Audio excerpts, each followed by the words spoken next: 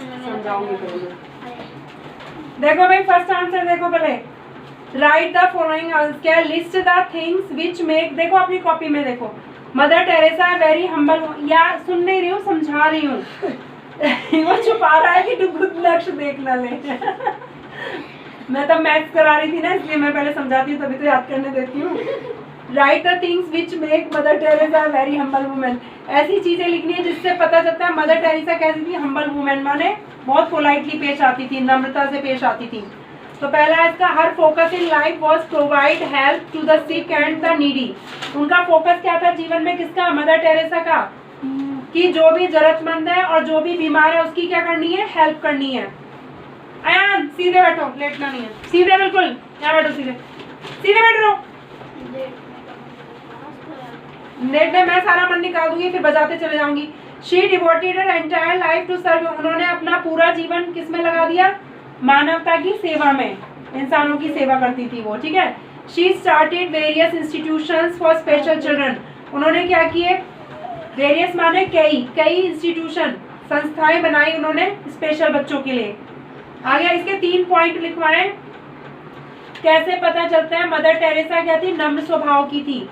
तो पहला तो ये, उनका पूरा जीवन में फोकस क्या था, जरूरतमंदों की और सिक माने बीमार, नीडी की और सिक की हेल्प करना। एक एक पॉइंट सुना देना, ठीक है, क्योंकि बड़ा है।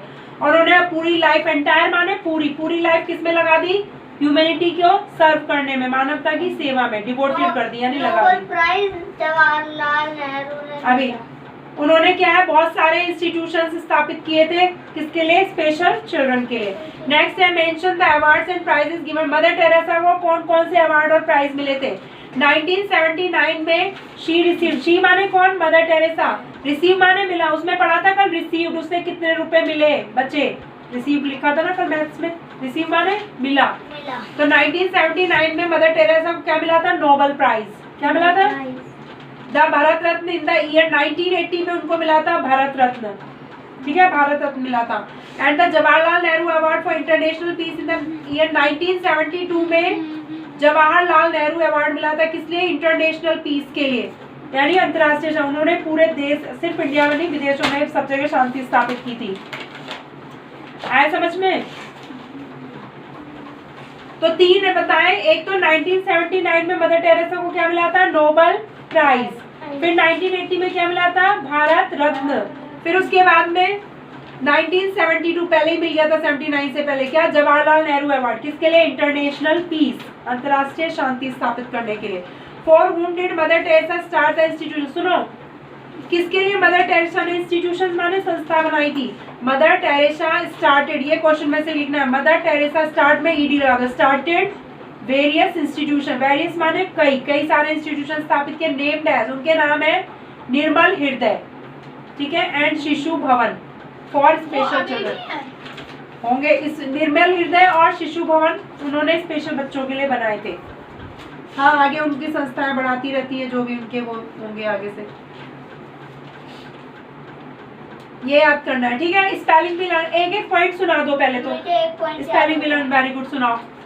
हर focus in life was provide help to the sick and the needy. Very good, तुम भी सुना दो। Her focus in life was provide Very good. help to the sick and the needy. Good, तुम्हें तो याद हो गया। अब सेकंड याद करना, she devoted her entire life to serve humanity, उन्होंने एंटायर माने पूरा जीवन मानवता की सेवा में, डिवोटेड माने लगा दिया। जैसे तुम्हारे मम्मी पापा क्या करते हैं, तुम्हारे लिए ही करते हैं सब कुछ, तो उनका डिवोटेड क्या है, तुम्हारे लिए कर रहे हैं वो सब कुछ, जो भी काम कर रहे हैं। She devoted her entire, She devoted her entire. ला तनिष का फेयर वाली नोटबुक दे दो, उसमें मैं कर देती हूँ, फिर मैं समझाते रहूंगी। फेयर नोटबुक में करा देती हूँ ना, तुम समझ लेना, मैं समझा दूंगी। एक तो वो उतार लिया फेयर में जो मैंने बताया, अरे फेयर में उतारो अभी पे सामने, क्योंकि मुझे मैं नहीं चेक कर पाऊंगी तुम्हारा इतना गलत सलत लिखती हो तुम, अभी उसमें उतार लेना।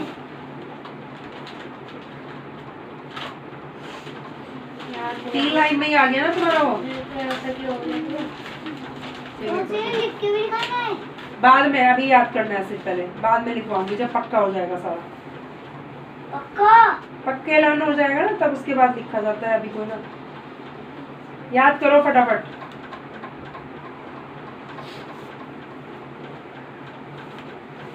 करो जल्दी। मैं लिख नहीं पाऊंगा। अपना नहीं करना, उसका उसको छेड़खानी में लगे रहो तुम अपना करो बस। अब कर छेड़ उसको।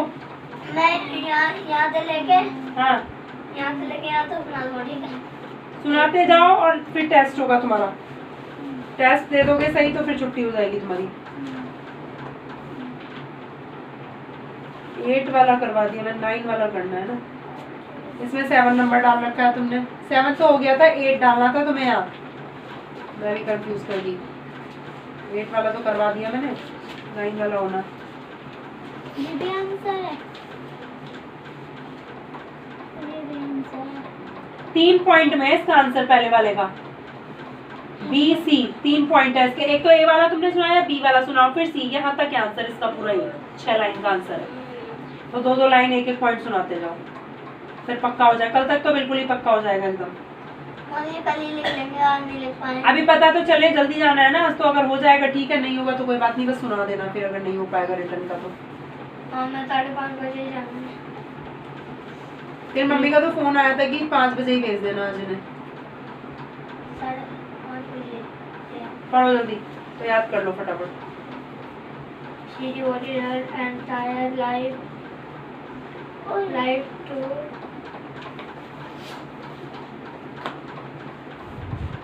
क्या कर रहा है? तनिष्का इधर समझ लो, बाद में उतारती रहना है। ये मैं समझा दे रही हूँ, तुम फिर रफ में कर लेना प्रैक्टिस करते हैं। वही मैं करवा दे रही हूँ इसमें। She devoted her entire life. देखो यहाँ क्या दिया है, the one side of N. तुम उधर को बैठ जाओ, इसको यहाँ बैठ जान दो, उधर को इसको। तुम यहाँ बैठ जाओ तनिष्का, दिख रहा है?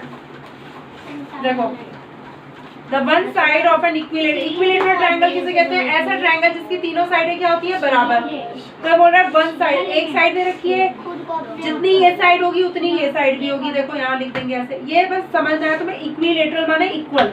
ये साइड दे, एक साइड 1 माने एक साइड दे रखी है इक्विलेटरल ट्रायंगल की। ये तो ये है, तो ये भी इतनी, तो ये भी इतनी होगी। ऐसे समझो तुम, ठीक है? हो गया, तीनों बराबर होगी। पेरीमीटर निकालना है। पेरी है कि नहीं है?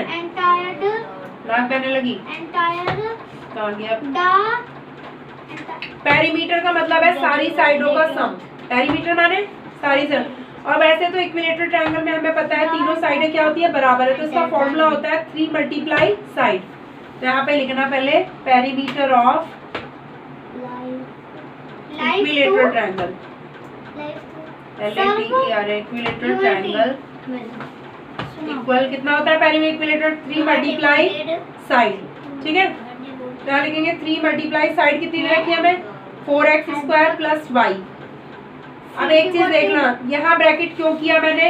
क्योंकि यहाँ पे 2 है, ये टर्म्स 2 दे रखी है ना। अगर खाली एक होता तो मैं ब्रैकेट नहीं लगाती, ऐसे हो जाता 412x²। लेकिन ये 2 है ना, इसका मतलब है पूरा, ये पूरी एक साइड है, इसका 3 से, इसका भी मल्टीप्लाई 3 से और इसका भी। आ रहा है समझ में? इसका भी मल्टीप्लाई करेंगे 3 से, इसका भी आया, इसलिए ब्रैकेट लगा था। सुनाओ दूसरा वाला point.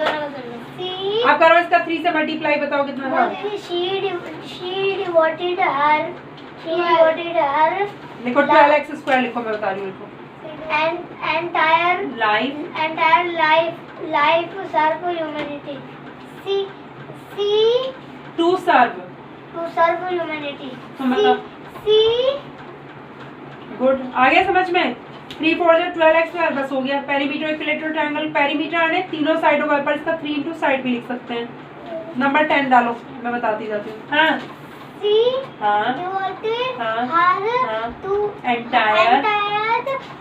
entire life to serve humanity. ठीक है। HUMAINTY.